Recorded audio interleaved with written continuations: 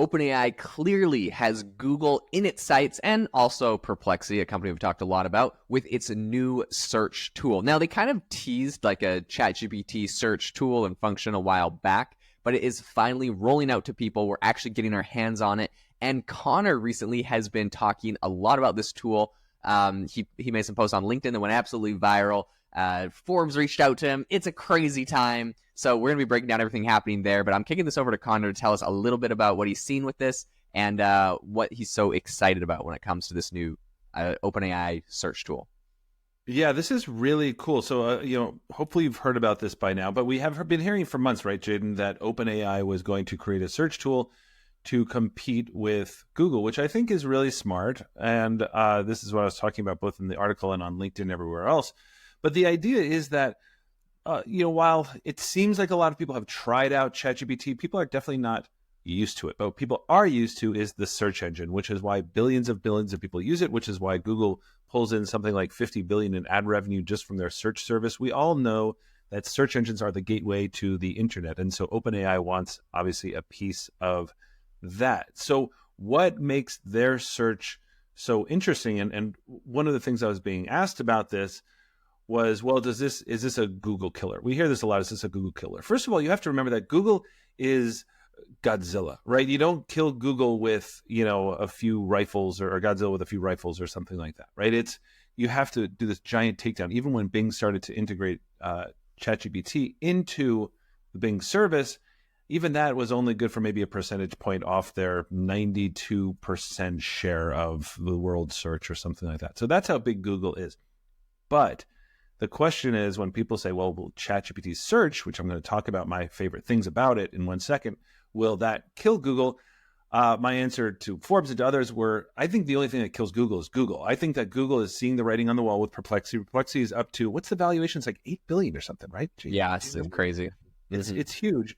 So Perplexity is no small thing, but Perplexity, what they have is not a huge share of the market. What Perplexity has is just a way, way better model that people are copping onto. So Google is starting to do that with, sort of having AI generated answers when you search. But the really cool thing on ChatGPT, and by the way, guys, if you're not on YouTube, find us on YouTube because Jaeden's already doing screen sharing on this and he's demoing it right now. So Jaeden, my favorite things about search. First of all, it does essentially what Perplexity does, and I don't care that it's copied the interface, it's just good. So what it does is it runs through a bunch of different websites. If you say, hey, what's happening in politics right now, in American politics or something like that, it will show you the websites it's going to, and then it will create a natural language out of those 5 or 6 or 7 websites. It's exactly what you want. Instead of clicking on a link and going and read the article, it's like a friend just telling you. That's number one. Now, that's already what Perplexity did, so that's fine. But now it's in it's in OpenAI, which a lot more people know about than know about Perplexity. So already, point to OpenAI. The second thing is it's blazing fast. As Jaeden is demonstrating right now, it's blazing fast, so that's very cool.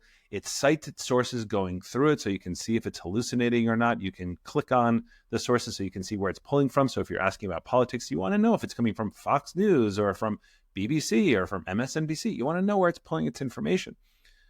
Jaeden, so I don't know if this is a Google killer. I don't think it is because Google just has big market share. But I think it's where OpenAI had to go. But the thing that nobody's talking about, and I can't find anywhere, and that they weren't even advertising, was this thing I stumbled into. And that's this. From the interfaces you can see, you can either hit, go, or you can hit just the search. By the way, sidebar, just note that this is not available for reasoning. It's only available for Google ChatGPT 4.0. Second of all, at the moment, only paid users. Okay. So one of the things I did, because I wanted to test to see what it would do, Jaeden, was when I was just testing it to say, hey, give me the latest on this ChatGPT search thing. The strange thing was that it gave it to me, and I said, oh, actually, that one thing is out of date, but it wouldn't correct it for me. Now, I'm sure that was maybe just a glitch, maybe not, but the funny thing was it was treating it like a search bar. It wasn't saying, Conor, I'm so sorry. How could I have given you the wrong? It's just like, it just gave me the answer again, much like a search bar. But here's the really cool thing that I discovered accidentally. I asked it a kind of a question, like a brainstorming question, not something you'd put into a search bar. So I said, create a workshop for senior leaders on generative AI, right? Now, here's the crazy thing. If you just hit go on it, it will give you, as you know, an outline of a workshop, right? Very, very cool. Last thing I'm going to say on this, but if you hit search on that, it gives you the answer, but it starts citing where it gets all its thinking from. So it says like, and I got this technique from McKinsey. I got this technique from Bloomberg. That was interesting to me. Anyway, I love what you're doing on the search. Come check it out on YouTube. Jaeden, have you played around with this thing? What are your thoughts? Yeah, no, I think this is so fascinating.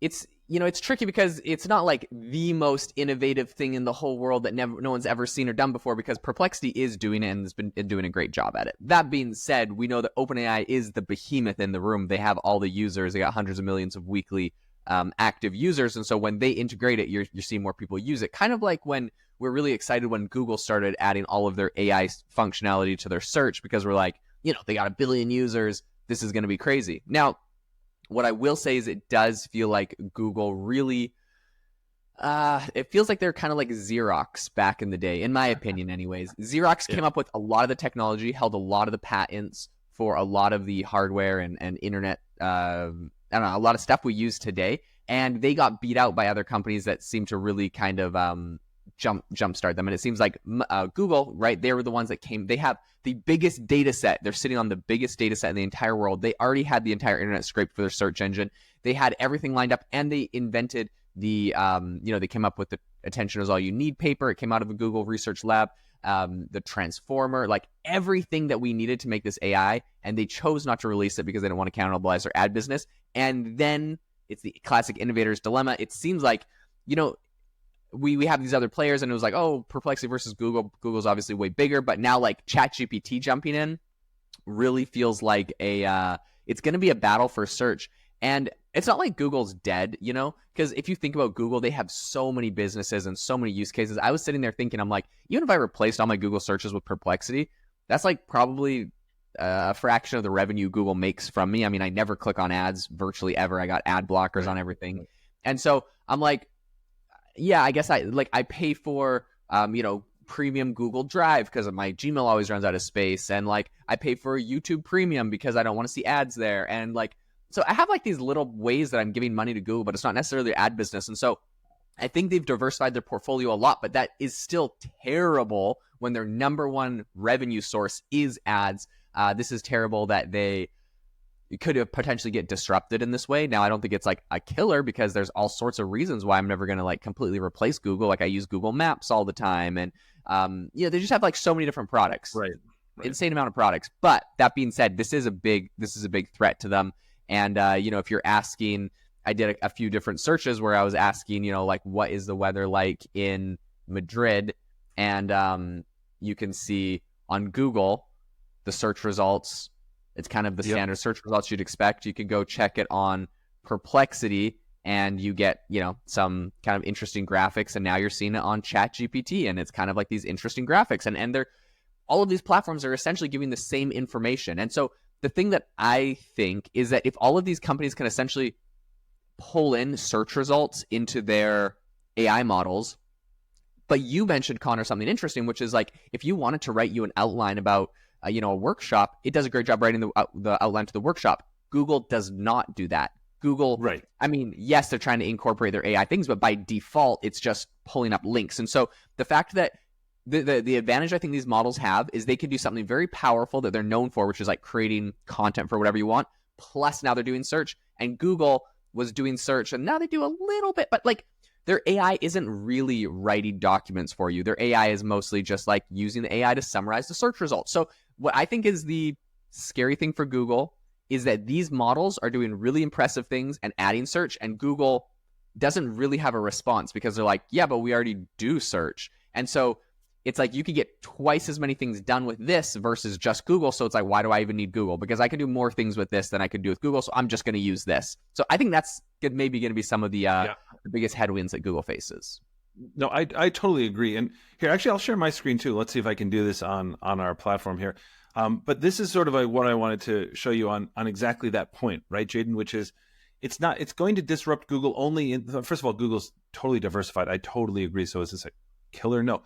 But Google will have to change how it searches, right? So it's going to be but hold on, let me just sort of see how I can do this. The really interesting thing to me though is what these platforms want is they want you to live on their platform, right? Do you know what I mean? Like that's what they want more than anything else. They want you to stay on their platform and live on their platform, and they want you to not have to leave their platform. So let me see if I can find this. Let's see. Hold on. If I'm on you, but well, let's see, Jaeden. I'm going to try to find the right thing. That's not the right thing. Hold on. Okay, so as I am showing you this, hold on.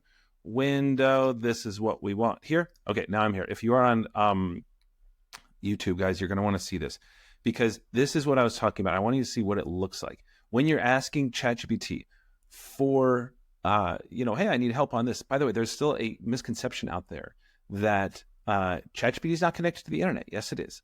But now with this new way that it's connected to the internet, this is what's so interesting to me.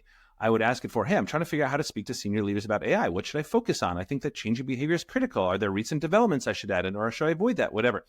But here's the really cool thing. This is this kind of thing I would have asked ChatGPT. And then you see here, Jaeden, and for our audio audience, I'm showing that each sort of idea that it has is cited. And then all I have to do is click to the bottom here where it says sources. It's going to show you all the sources. And Jaeden, check this out. Like it shows you when it says, emphasize the need for leaders to adapt by fostering a culture of AI experimentation, continuous learning. You can see that that comes from On Strategy, or it says, for risk management, discuss the importance of ethical AI usage, data privacy, etc. And then you can see that it cites from May 2nd from the Deloitte article. That to me is what's so interesting, because now all of a sudden, if you're living on ChatGPT, you don't have to go to other places to get this kind of information. And the holy grail for these platforms is, whether it's Google or Meta or Microsoft or OpenAI's ChatGPT, they want you to not have to leave. And I think OpenAI with ChatGPT has just taken a big step toward not allowing people to leave, because they're giving them everything they need right in that moment.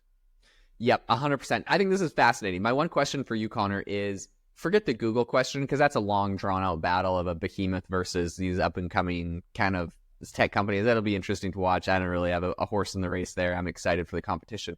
My bigger question is, what is your thought on OpenAI launching software enhancements instead of foundational model enhancements, and then competing directly with perhaps the most popular use case of the model and a direct-to-consumer platform, right? So Perplexity is obviously crushing it, one of the biggest companies to come out of this boom.